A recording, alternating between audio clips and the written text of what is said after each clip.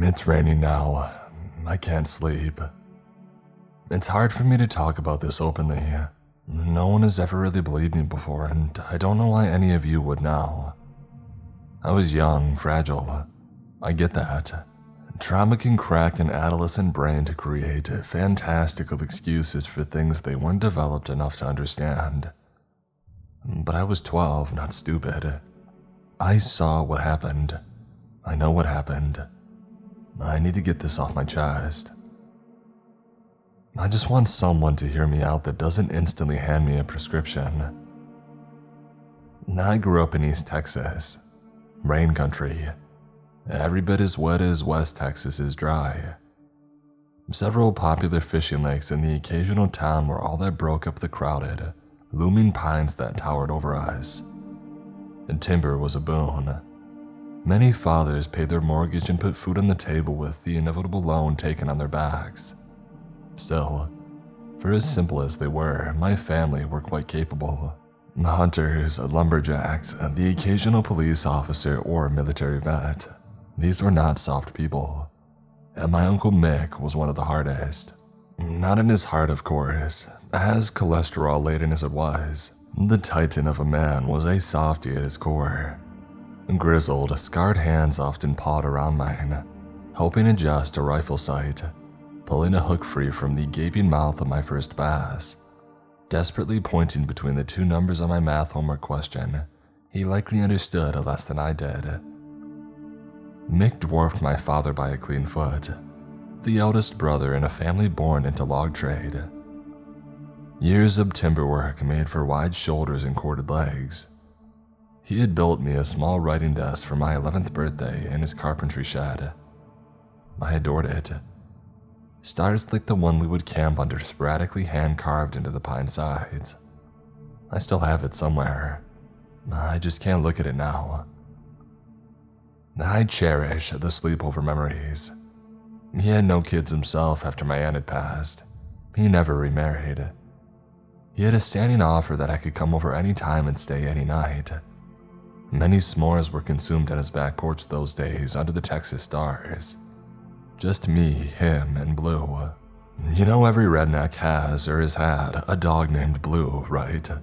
This is scientific law right between gravity and thermodynamics. To this day, I don't know if my uncle was being ironic or simplistic when he had named him. All I know is that by the time I met that blue tick hound, if he wasn't the oldest dog on planet Earth, he was in the top 3. Alright, that's the fun stuff. This is the part that's hard. Talking about that day describing his house, it's tough. My psychiatrist says it's good to journal my thoughts, which brought me here. Even though I found a career in copywriting later in life, I've always fancied myself a writer. There are some things that I just don't have words for, or the words simply won't do justice to the reality of it. I'll do my best. It's been 24 years. He lived on a small ranch, nothing intense, more of a hobby than a livelihood. Still, he had a decent collection of animals to take care of. A coop housing 20 or so chickens that he would let out to roam his property every morning. Mixed in were a few stray ducks that had settled down with them. As a kid, I always enjoyed thinking that the ducks believed they were chickens themselves. I mean, it wasn't unusual to see a mother duck caring for a trail of baby chicks behind her, having nested a set of eggs after their hen was picked off by a hawk or a coyote. More importantly, he had a dozen goats. I don't remember what breed. He had built a wooden gymnasium for them to climb and play on, mainly to help lift them off the muddy earth when it rained. Hoof rot was a constant battle for livestock here. It was always a sonorous event when my dad pulled into the driveway, and that day was no different. Goats bleated for attention and food, and knowing they would receive both when I eventually convinced my uncle for us to go see them. Several chickens opened a full gate across the long, grassy yard towards my dad's F-150. Drawn caws echoed around the door as I opened it, expecting leftover tater tots or french fries. I loved it here. My house was 8 miles up the road, not too far but far enough a kid shouldn't walk it both ways. I waved at my dad as he pulled out of the drive and ran up to my uncle's front porch. Surprisingly, the door was locked. I don't remember a time that it was ever locked before. I made my way to the back porch, the one that I preferred anyway. The front had an awning to keep people that visited dry from the sporadic rain. The rear had no such obstruction, meaning the only obstacle to see those starry Texas nights were the treetops and the clouds. It was damp. The wet grass licked the sides of my tennis shoes, sharing their moisture a little too effectively. There had been a small shower earlier in the morning at my house, and it eventually moved this way, I had guessed. As I walked up the 3 small steps of the back porch, I heard a loud bang from his shed, like something had slammed against metal, followed by the sound of something hitting the ground, hard. I stared at my uncle's little red carpentry hut, but I heard no cry, no whimper, only silence. I took a single step towards it when a meaty palm landed on my shoulder with more weight than it had ever had before. "May, where's your dad?" Uncle Mick seemed to sputter. "You shouldn't be here." I watched him. I can't explain why, instinct or childhood curiosity. I really don't know why. I just remember that log of an arm guiding me to the back door of the house and his eyes. God, his eyes. They locked in the woodworking shed as we had moved inside. A kind of stare that predicates a fight or a hunt. Adrenaline-pumped orbs that an animal has before it's eaten by a large predator. I snuck one last glance at the shed and I was guided indoors, noting the crimson wooden walls and the bolted metal roof. There are 2 things to remember for younger readers here. First, we didn't have internet access in a lot of places in the 90s, especially in rural Texas. Wi-Fi was essentially sorcery, and we had no practicing wizards. Computers and phones had hard lines. My uncle quickly headed for the latter. And second, no cell phones. I ended up getting my first cell phone when I was an adult. I just got out of basic training and I had collected 2 paychecks to get one. They were a luxury in the early 2000s and this was years before that. It's difficult to understand how alone you could truly be back then. This also meant that he had no way to contact my father making the 8-mile drive back to our house. And that's when the rain started. Christ, the rain. In truth, the pattering droplets were my lullaby as a kid. No matter if I was at home in a vehicle, at my uncle's or a friend's, the irregular symphony of water tapping its chords on various surfaces always tugged my eyelids down. My uncle said that why when it stormed, his pregnant goats would normally give birth. Any predators would be hiding from the rain, opting to rest and wait instead. Plus the bonus of covering the scent of blood that would guide a carnivore to freshly born offspring, it wasn't lost to me, even back then. There was safety in the rain, a part of the world's order, an unspoken treaty that all natural creatures understood and abided by. I was naive. It was late at first. Uncle Mick's kitchen was attached to the back wall and had a large double-pane window that took in most of his backyard. As the rain steadily grew, the chicken coop and goat stable slowly faded out of view, leaving the only real visuals in the downpour being a handful of tree trunks in the porch itself. Blue came up to me in the kitchen. His body trembled so I reached down to pet him. He was damp, caught on in the rain from before, I had guessed. His eyes looked eerily similar to my uncle's. I heard him speaking in the other room, I assumed with my mother. It was hurried and short, but I don't remember what was said. My child brain processed the meaning well enough. They needed to come and get me. I wasn't mad or even upset, only confused. The rain got heavier. Do you remember being a child? Most of us don't normally remember specific or traumatic events if we do. It wasn't the visuals or the sounds that haunt me, not really.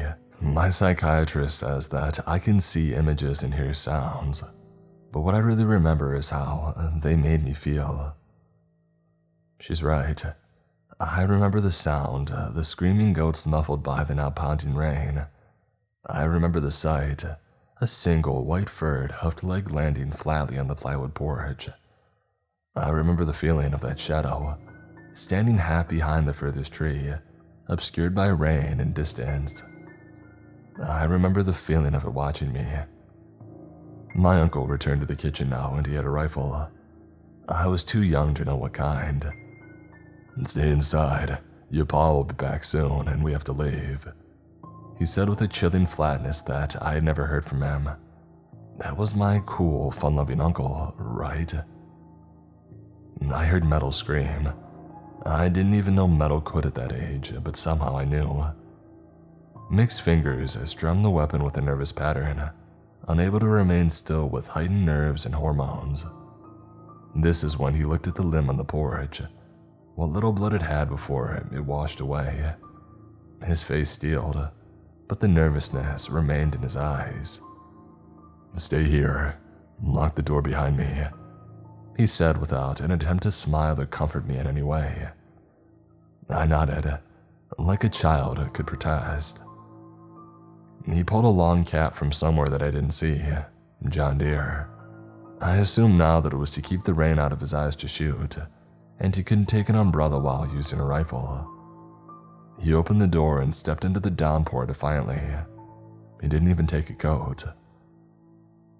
I've said for years that the one thing humanity has never deserved are dogs. Whatever fate my uncle was going to face out there, he wasn't going alone. Blue faithfully passed through the frame as well. The truest, purest love a man will ever have is with his dog.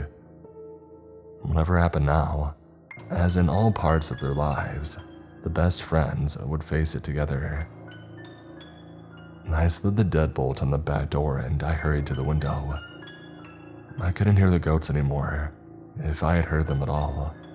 The rain had grown harder somehow, loud enough that the pounding on the roof sounded like being under 100 out of sync marching bands. The furthest trees, including the one with the shadow before, were no longer visible. I could barely see past the edge of the porch now. My uncle grabbed an axe from the stack of firewood. He stuck the handle into the back of his belt until the metal head hung snugly on it. Drenched already, both hands in the rifle, he marched down the stairs toward the pens, Blue dutifully beside him. They were gone in moments. It's hard to explain how the next few minutes felt. I remember hearing my breathing, a little more than a shadow gasp. I remember seeing a shadow, I think, dart somewhere to my right. I remember that feeling, being helpless, that ominous, overbearing pressure of a child's fear. The weirdest part of it all was the silence. Christ, the silence. The thunderless storm drove straight down, lacking both electricity and wind. It was like being under a waterfall, noise crashing completely around me in every direction. But I'm telling you, there was silence. I felt anguish in that waiting, that desperate anticipation to hear something, anything other than that god-awful rain. I ran to the landline. I needed my mom, my dad. I needed protection, I needed safety. I needed away from here. I felt guilty then, less so now. Like I was abandoning my uncle to his fate, as if I could do anything to help him. Silence, again, in a cacophony of sound. It's the silence I remember the most. The silence of the animals outside. The silence of a loaded gun not firing. The silence in the phone receiver. The anticipation built in me more. I longed for a noise to pierce the quiet, desperate for it. Imagination is a boon for an artist. It's a nightmare to a frightened child. I still think that I heard a gunshot then. At least I thought I did. I sprinted to the back window anyway, squinted into the downpour. I saw them. Two shadows in the yard. One was clearly Uncle Mick, hunched slightly forward as one does in a fight. The axe bobbed in his right hand, but he held his left arm to his body. The other shadow loomed directly behind him, facing towards the house, even more obscured by the rain. It looked like a man in a long cape that pinched up between the shoulders, combining at the base of an overly round head, and it was taller than my uncle. Uncle Mick was 6'6", and my dad later told me he was a linebacker in school, the largest player on the team. Only one of the other lumberjacks was able to meet him eye to eye. He was looking up at it. I remember hearing his yell, unsure if it was rage or pain or both. I remember seeing the axe rise, remember those 4 massive shadows unfurling in the storm. Black tarps expanding out, a giant maw. Like a horrible carnivorous flower blooming in a forgotten jungle, ready to swallow him whole. I remember that feeling, God, that feeling, as those quad wings slammed downward, launching both shadows into the air and out of sight in a single soundless burst. The feeling of disbelief, of shock, of dread, the feeling of my heart sinking to my feet. And then the silence. I remember the silence. I shook so hard that my head was physically rattling. Vision shakily scanned what distance they could make. He was gone, just gone. It was like that for a long while too. I don't know how long. I just shook and stared. Time and horror stretched reality in odd ways. And then I saw the shadow. I don't know how long it had been there or how I had missed it. I never saw it move. It was simply there, slightly to the left of the porch. I couldn't see its eyes, but it was staring at me. I could feel it. My breathing had slowed to a crawl, but it stopped completely when I noticed a second shadow behind it, and then the third. I ran to my uncle's room. I didn't know what else to do. I squeezed my frame underneath his beds, the irony even then not lost to me. A child hiding under the bed from monsters. I stayed there for so long. The rain never ceased, didn't even let up a little in that time. It was a crushing, oppressive sensation that even those words do not do justice. And then it finally happened. The silence broke with a new, growing sound. Sirens. The good guys were coming. Good guys with guns and tanks and rocket launchers, I had childishly hoped. Maybe Uncle Mick was still alive. Maybe they would get here in time to save him too. I emerged from under the bed now, making my way over to the bedroom door. It stood open, leading into a long hallway that saw directly down to the kitchen and out the rear window. I slowly slid one iris around the frame. I'll never forget. No drug, no shrink, no medication or prognosis or frickin' kumbaya will ever erase it. The giant standing in the window. Rain obscured its visage still with frustrating ceaselessness. That rounded skull faced me. The shadows circling down to the neck and then out to broad shoulders, and then running down out of sight under the frame. I could see no details still, and even as the sirens grew louder, I grew more afraid. It moved slightly. Its right shoulder rose as the arm did the same. 3 long shapes appeared from beneath the window, each home to an exaggerated claw. The trio tapped a 3-note staccato against the glass, as its left hand rose as well now. I screamed then. Not as a child and nothing so innocent. It was a bestial thing. Something that I couldn't imitate now if I even wanted to. Something I don't think any word could describe. They said that I was screaming still when they had found me wedged between my uncle's nightstand and bed frame, curled in a weighty, nerved Aladdin ball. The last real memory that I have is intangible. Not the shadowy, haunting visage unreadable in the storm. Not the sound of those vile digits taunting me with their irregular, chaotic cadence upon the glass that I could somehow hear over the rain.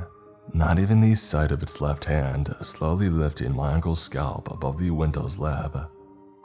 My psychiatrist is right. As horrifying as these images are, and as weird as it sounds, my final memory is a feeling. The feeling of a hidden sneer. A quieted joy that monster had with its raw terror. It was no animal. It was not mindless. It acted with purposeful, deliberate malice. Even now, I think it let me live only because it recognized the emotional damage it had left upon me, dooming a child to a lifetime of therapists, drugs, and inpatient centers. It was evil. That's the last thing I remember. It's been a parade of well-meaning psychiatrists and other diplomas ever since. Drugs that I can't pronounce for diagnoses that I don't understand. I was in my 30s before I had the courage to talk to my parents about it. My dad wanted no part, of course. Said I needed to let it go and move on. That's what Uncle Mick would have wanted. He's right, of course, but some things are more important than being right. Mom helped me, though. They had copies of the police report stashed away in a small office safe, tucked under their banking documents. They hadn't been opened for a long time. My parents had told me some truths as a kid. Mom said Mick was rattled on the phone, telling her to call the police and send his brother back up there to get them, and then the phone died. The police said the downpour completely halted when they had reached the driveway. Not that it died down in severity before eventually fading completely, the way that rain normally does. The rain stopped. Just stopped. They also told me that all the animals were missing. Goats, chickens, ducks. Blue. There was no blood and no feathers or fur tufts. They were just gone. They also told me one lie. We held a traditional wake for Uncle Mick, but not a funeral. My parents told me that they never found his body. It had vanished with the others. My uncle always said that when he died, he wanted to be cremated and his remains scattered on his property. Well, he got half his wish. I shouldn't have looked at those pictures. There was a final question the police also couldn't answer. The last Polaroid in the folder, my uncle's little red woodshed. The corner of the metal roof now pointed skyward, ripped and twisted into a standing position. The officers had made only one note about it, chalking it up to the storm. Tornadoes did damage like this all the time. I grant that. But not without damaging the trees, the pens, or the frickin' house right next to it. I often try to disassociate, to see it from the outside as a normal adult would. What's more likely, a pack of rain demons or a small twister? I get it. But I am no normal adult. I've never gotten to be a normal adult. I still see it sometimes in my sleep. Imagine it stalking up on my urban apartment window to finish its job from decades earlier. Me, finally ripe from dread like some kind of succulent human fruit. I still hear the rain sometimes, either a small patter outside my Nevada window, on the rare occasions that we do get rain, or the last few drips from a leaky faucet or a shower head that rings far louder than it should. I always expect that oppressive cascade of sound to slowly build its weight behind them. I remember the way the rain used to lull me to sleep as a child. Now it heralds to a foreboding, nauseating night of panic attacks and no sleep. I still feel it, like it's out there, like it knows me, knows where I am and what I'm feeling. Like this is what it wanted. I need a drink.